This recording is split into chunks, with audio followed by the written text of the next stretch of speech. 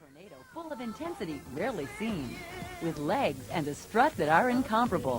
What's love got to do with it?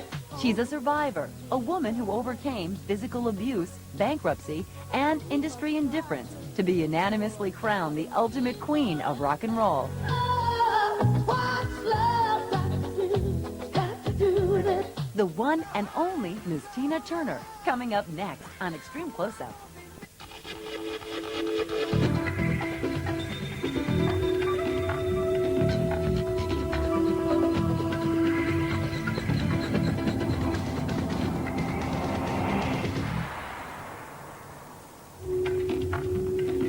Hi, everybody, and welcome to another edition of Extreme Close-Up. I'm Suzanne Sena.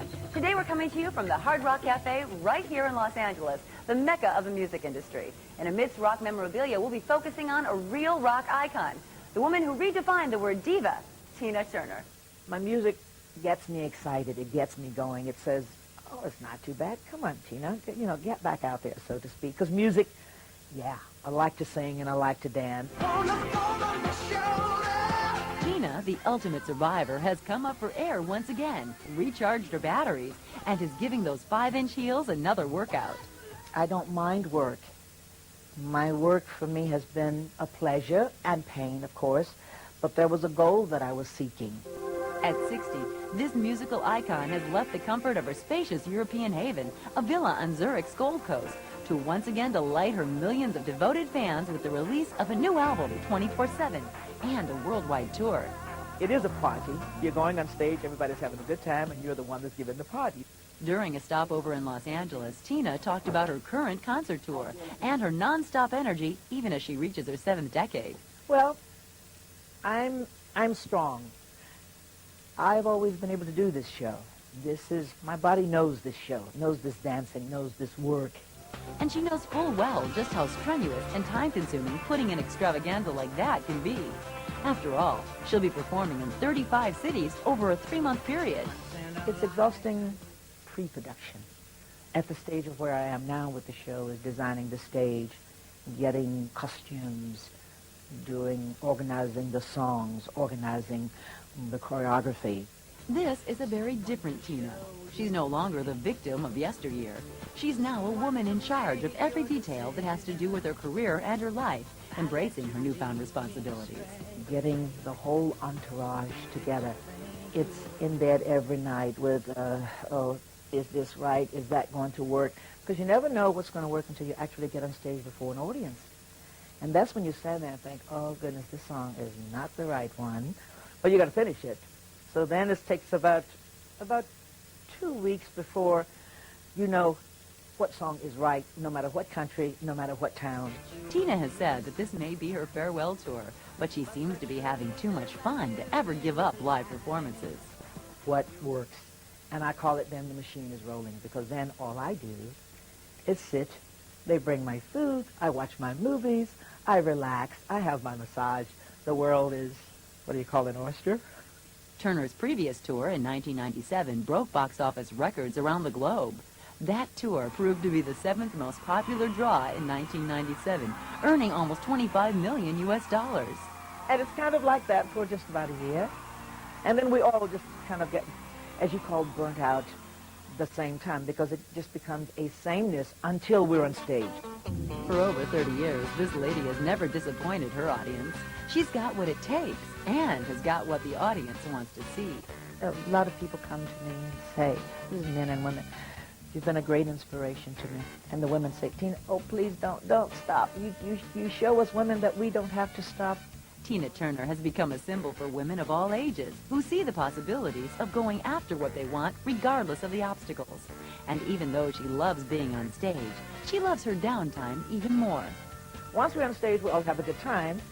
And then off stage, the lights go out, and the clowns take off their noses and their hats.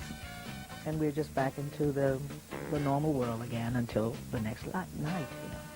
The eternally sexy rock kitten was dormant for a while, enjoying domestic bliss with her German boyfriend, a record company executive, 17 years the Divas Jr. But all that changed once her old friend Elton John called. This year I almost got my 3 years off. And of course then there came the the invitation from Elton John. And then record company and management became very excited. Oh, she will go out, so to speak. And so they came and they asked if I would do an album.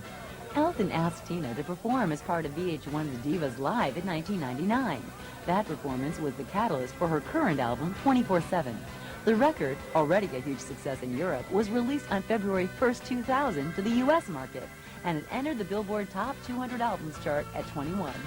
In its first week alone, the album sold 60,000 units. Tina had not lost her touch. I had actually received some of the material, so I was a bit excited when I went to the studio already. And to meet the boys. Tina has always been versatile. She started working on her current album with a group of young musicians, many younger than her own sons. It was actually fun. When I walked in, it was a mess. It was like a boys' room. They're kids, these Metro boys, you know. The studio is within like an apartment. There's a kitchen upstairs, and there's all these writing rooms. And then there are these kids with their dogs and their caps to the side and the sneakers, and they're working these machines. They're coming up with great music, and I stood there and I thought, I don't believe this.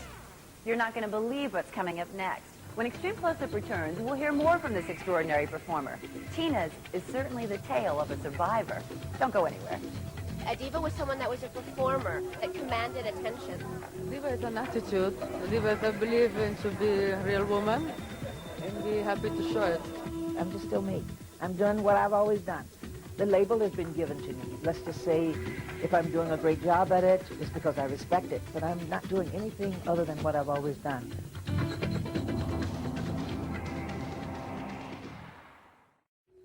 Hi, everybody. Welcome back to Extreme Close-Up. I'm Suzanne Senna, coming to you from the Hard Rock Cafe in Los Angeles, a must-see for any true rock fan.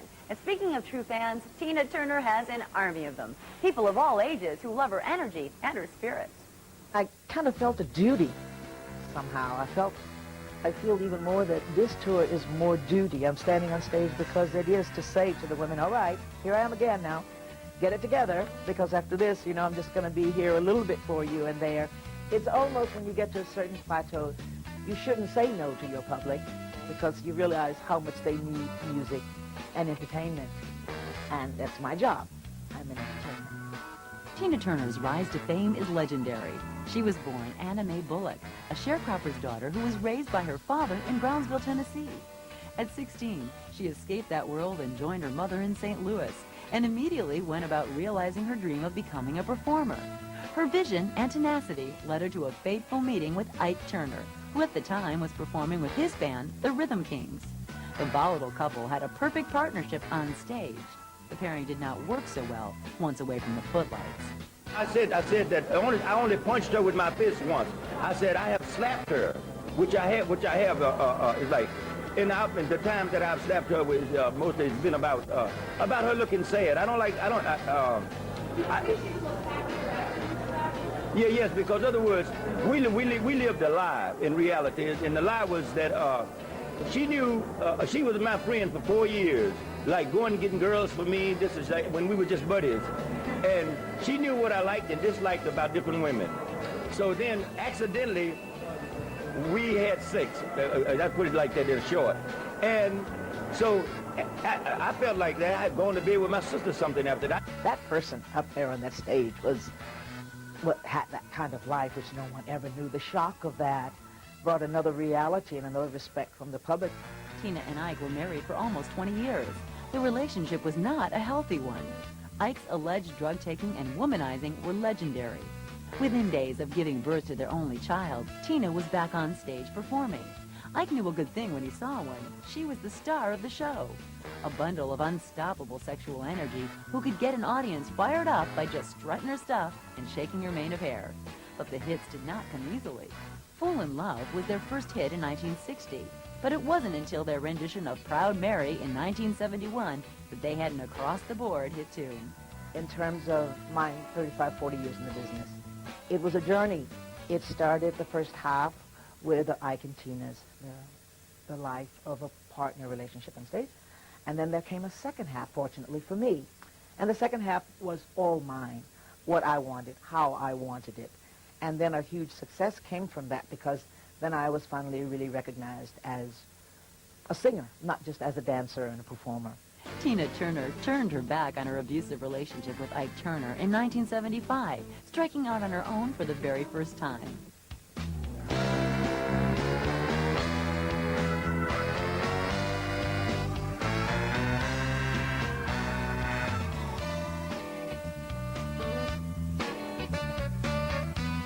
Tina struggled for years waiting for recognition, playing small clubs around the country, trying to reestablish herself. Oh, what's love got to do? It's got to do with it. With her irrevocable sexuality, Tina hit the big time 8 years after leaving Ike with the multi-platinum album Private Dancer. The album produced a number of top 10 hits and garnered Turner 4 Grammys. The lady had finally arrived. For Tina, Private Dancer was just the beginning of her freedom. Private Dancer, starting with the first album, and then my albums giving me credibility as a singer. And so then came, of course, the movie I, Tina was another feather in my cap. It was during this time that Tina published her autobiography, I, Tina. A film based on her struggle for recognition and independence was produced in 1993.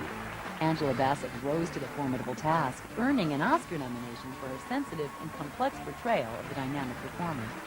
I met Tina before I actually got the job, so I met her while I was in the audition process, and that was exciting, you know, and really, you know, fired me up because I was like, and where can I fill this woman's shoes? This is impossible. Angela Bassett rose to the formidable task, earning an Oscar nomination for her sensitive and complex portrayal of the dynamic performer. I knew it was just the challenge of a lifetime, you know, up to this point. You know, the role of a lifetime up to this point. But after meeting her and just being around her and her spirit and her, you know, vivaciousness and positive attitude, I just left out of there just flying, you know, and laughing and just ready to tackle it. Actor Lawrence Fishburne portrayed Ike Turner. I met him, yeah. I got a chance to meet him. It was a real treat because he was very charming and he was very likable. He told me to do a good job. Fishburne learned all of Ike Turner's moves for the film. Listen, this is very dangerous stuff. Don't try this at home. Basically, all right, you watch it. Basically, it's just boom. That's it. But, you know, you should consult a physician before you attempt to make this maneuver. And had his own take on the now well-publicized relationship. This movie, more than just about Ike and Tina, so to speak, is really an example, even if it's an extreme example, of what abusive relationships are like. For his part, Ike Turner felt he was duped by the producers of the film. I signed this thing for Walt Disney during the time I was doing drugs, and I thought I signed a contract saying that giving them permission to get somebody else to play me in the movie. I had no idea that they could portray me the way they did in the movie. You understand? And it said based on the book. Well, I never read that book. Well, I didn't even know what I was signing. Walt Disney, they gave me $45,000. I don't really think she owed me anything, but I think that I'm entitled to something. It's like I gave my whole youth life to our career, and I stayed in the background, you know. The autobiographical film, What's Love Got to Do with It, was critically acclaimed and earned Angela Bassett an Oscar nomination. Tina was there. She did my hair, she braided my hair and put on the wig and did my makeup for me in my trailer. And it was really a treat. You know, I didn't expect that, and it was really wonderful and exciting and very supportive and sister. And when she finished, she said, "All right, go ahead on, twin sister." The 90s were a fruitful time for this age-defying diva. A biography, film roles, and numerous appearances made her a force to be reckoned with. That was the journey part of it. But the journey continues, so don't go anywhere. When Extreme Close-Up returns, we'll have more with one of the greatest legends in rock. And Ike Turner begs for a reunion. Stay with us. I would say rather than try to batter me today, why don't she reach down and like help me to get my career together like I helped her? You understand? I don't want to hand out.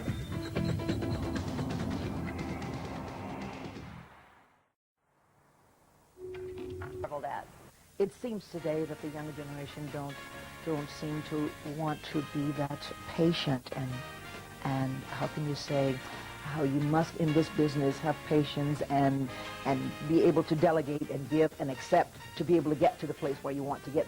Things did not go so well for Tina's former husband, Ike Turner. I took life itself, my career, my family, my wife.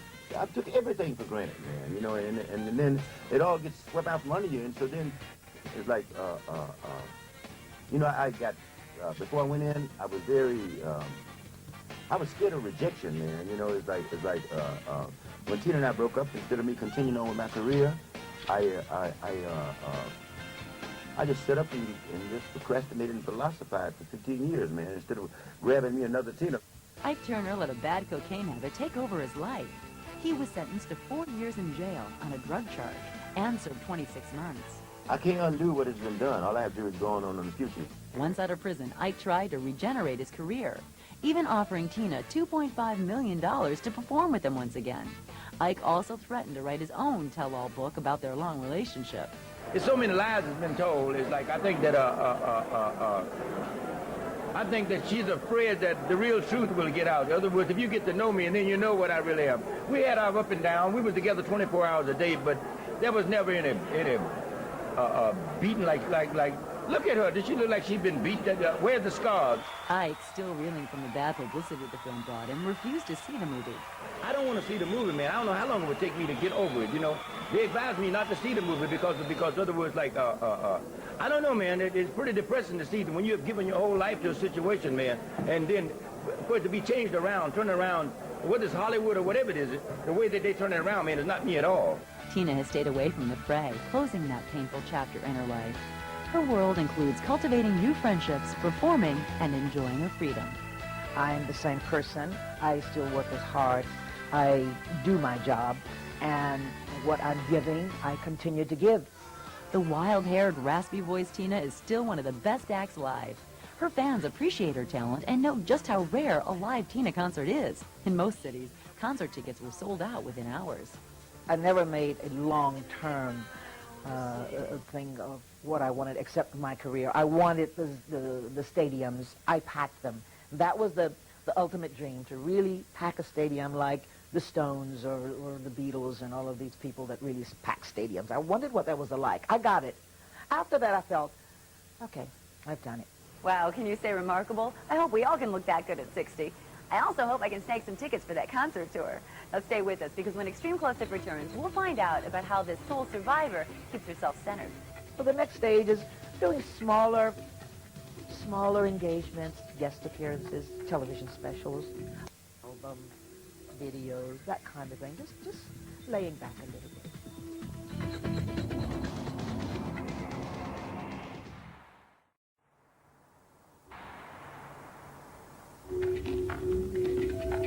Hi, everybody. Welcome back to Extreme Close-Up. I'm Suzanne Senna, still coming to you from the Hard Rock Cafe in Los Angeles. You know, people often wonder, how does Tina Turner keep her composure, her good looks, and her serenity in such a youth-oriented business? The answer is chanting. That's right. Take a look. I started to practice Buddhism about 25 years ago, and it changed my mind about situations, traffic when people are blowing their horn, and the stress that's around you. You reverse it, and you understand it rather than allowing it to attack you. My attitude towards life is I've found a way to control emotions through my practice, and it helps me to be a bit more calm and less upset. It helps me to live in the world a little bit more calm rather than on a stressful basis. Over the years, Tina has chalked up to $50 million in record sales. With or without Ike, the public can't have enough of this gyrating, ageless beauty. It's just like all of a sudden the destiny reversed itself and say, okay, Tina, you've got all good things coming to you now. You had a hard time in the past, and now you're going to have a good time. And so everything is good. Well, not everything, but most of everything. Seeing Tina Turner bobbing around in her sexy Versace outfits, attacking the stage as she struts her stuff, people wonder, how does she do it? They look at me sometimes to see if I had plastic surgery, have I done all this stuff, and then what comes through is a burst of energy and dancing and singing, and I think, well, this isn't normal. How is it? How? And all I can say is that I'm healthy, This dynamo is a perfect example of what a lot of tenacity and independence can do for a person. I'm one of those people that's different. I have the energy to dance, to sing, to still enjoy it, to travel. It's still really there. I get tired like everybody else, but maybe I don't get as tired. Tina admits that a healthy regimen and some special genes have made her the 9th wonder of the world. I've never abused myself or my body in any kind of way. Drugs, cigarettes, none of that. It all just came from outside again. So basically, I'm healthy. I've lived a pretty good life. No matter how far she has come, this lady continues to be humble and is never affected by immense popularity. She's very loyal to the friends who helped her as she was starting over. About 16 years ago, it was about 16 years ago actually, what's love got to do with it? I had a #1 record and I opened for Lionel Richie. And I was very excited to do it because this was, I would say, at the prime of Lionel's career. Now Tina has returned the favor. Lionel will be opening for her on her 24/7 tour. I don't see him as an opener. I see that once again we're working together. I see that I was really happy when he said yes when I asked if he would come, because I can sit in my dressing room now and prepare myself for a performance and listen to great songs. It's kind of almost like another gift that I'm giving to people to say, okay, look here at what you have. Look at the show that you have here. It's a wonderful show of music, of great, great music. I'm very excited about it. But not as excited as her fans. Her endurance has proven that Tina Turner is not just a hot, unrefined vamp in fishnet stockings. She's a lady full of talent and courage. How I live my life is to say, okay, I don't make a plan. Day by day, what comes, I'll see if I want to do it, if I'm feeling good.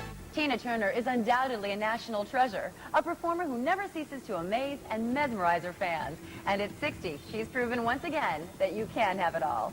Thanks for joining us on Extreme Close-Up, and thanks to everyone here at the Hard Rock Cafe for letting us hang out. I'm Suzanne Senna. We'll see you next time.